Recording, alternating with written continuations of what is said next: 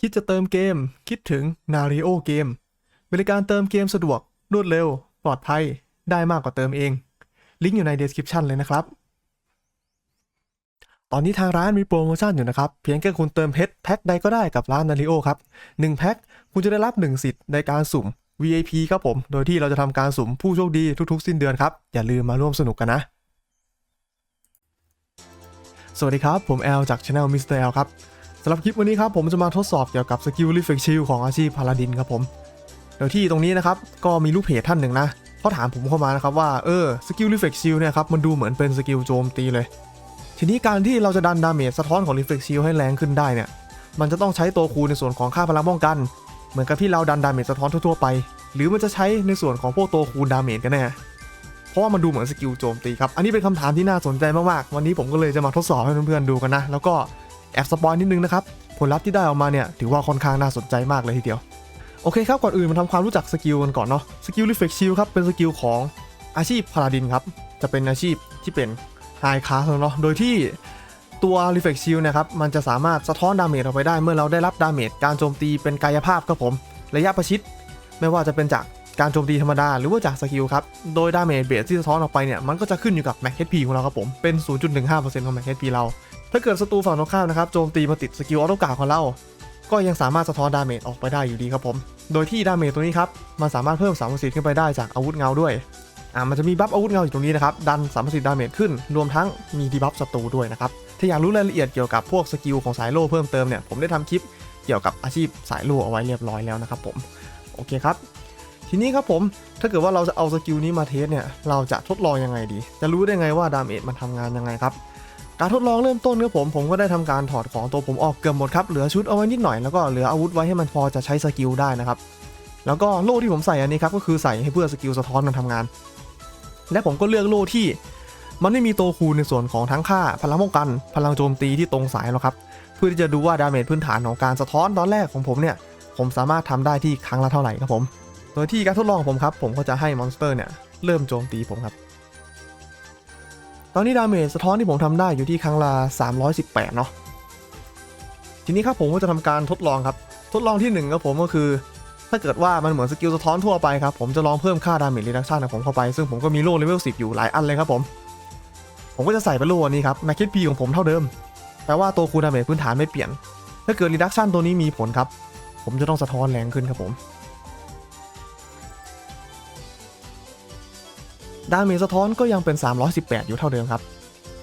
อันนี้ก็พอจะบอกคร่าวๆได้ว่าเหมือนกับตัวคูณสายพลังป้องกันมันจะไม่มีผลนะทีนี้ถ้าเป็นตัวเลขไม่มีผลเป็นเปอร์เซ็นต์มีผลหรือเปล่าผมมีสกิลเพิ่มค่า reduction เป็นเปอร์เซ็นต์อยู่ครับเดี๋ยวลองกดใช้ดูก็ยังเป็น318เหมือนเดิมครับดาเมจสะท้อนไม่แรงขึ้นครับทีนี้เราลองมาทดลองในส่วนของตัวคูณฝั่งโจมตีดูบ้างครับผมก็จะมีโล่อันนี้อันหนึ่งที่เป็นโล่ดาเมจโบนัสครับดาเมจสะท้อนของผมอยู่ที่318เนาะถ้าผมใส่โล่นี้เข้าไปครับผมควรจะสะท้อนแรงขึ้นถ้าตัวโบนัสตัวเนี้ยมันมีผลนะครับ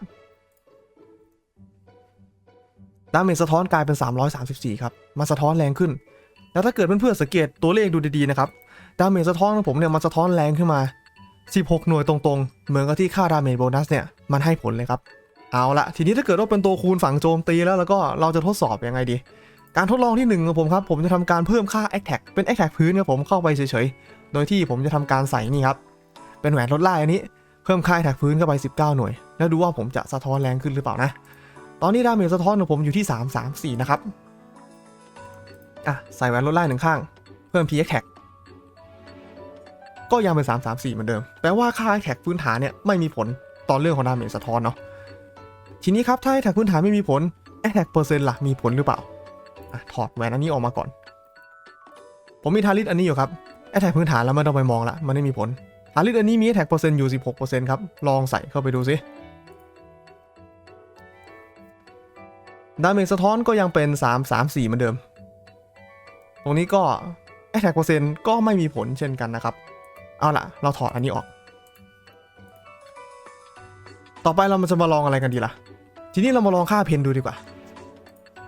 ผมจะลองใส่หน้ากากอันนี้เข้าไปดูครับเป็นหน้ากาก penetration ส่วนของทาริสเพนเนาะซึ่งมันจะให้ค่าเพนอยู่ที่165หน่วย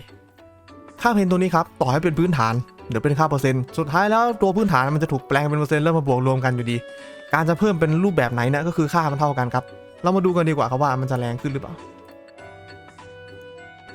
เพิ่มขึ้นเป็น366แล้วครับ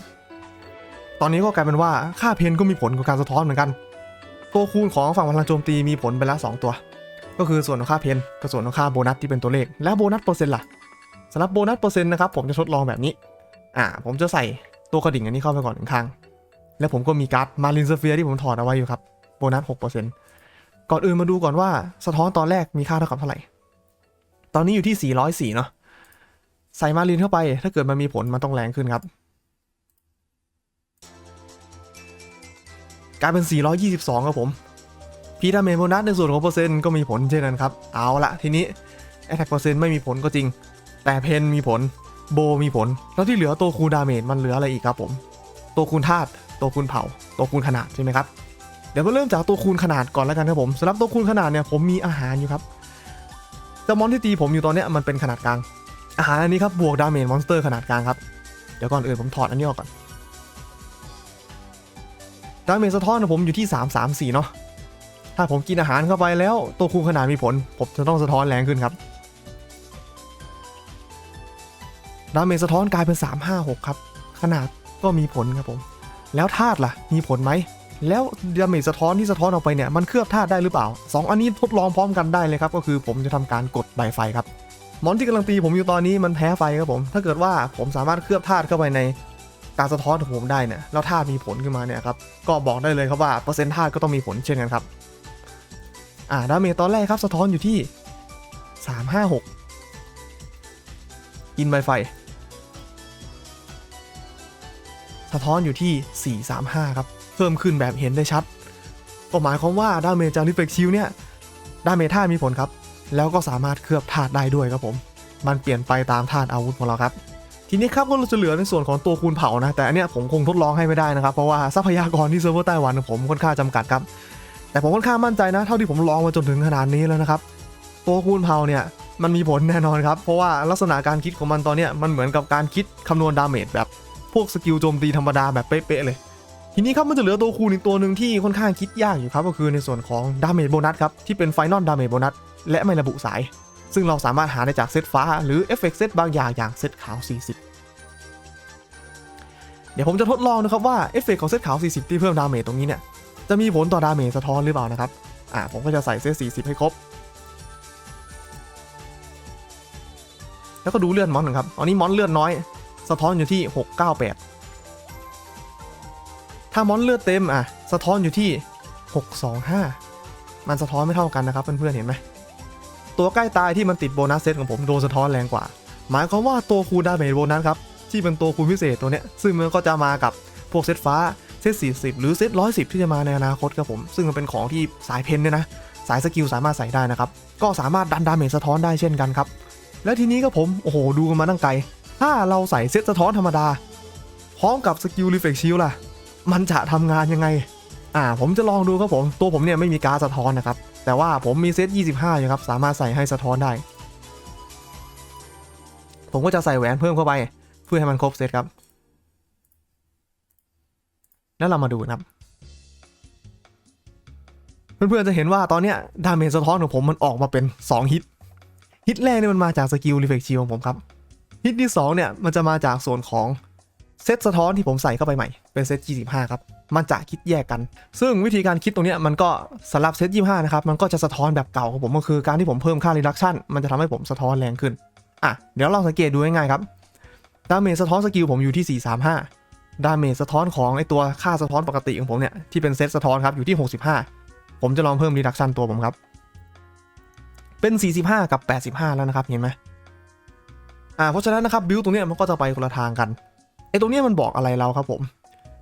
สำหรับไอโล่สะท้อนอันนี้นะผมมองว่ามันเป็นอะไรที่บอกใบ้ไกลๆว่าแนวทางการเล่นของครูเซเดอร์สายโล่นะครับ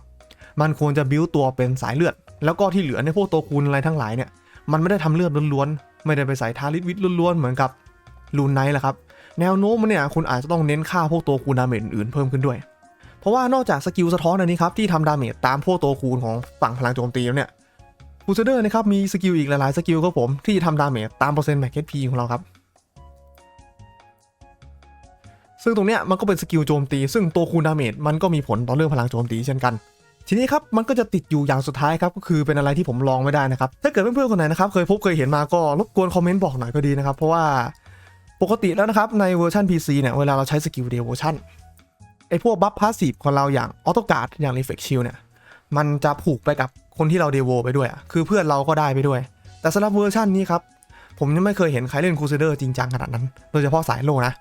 ที่จะทดสอบสกิลตรงนี้ให้ดูได้นะครับถ้าเกิดบังเอิญใครไปเห็นมาก็อย่างที่ว่าแหละครับรบกวนคอมเมนต์บอกคนอื่นหน่อยแล้วกันนะครับ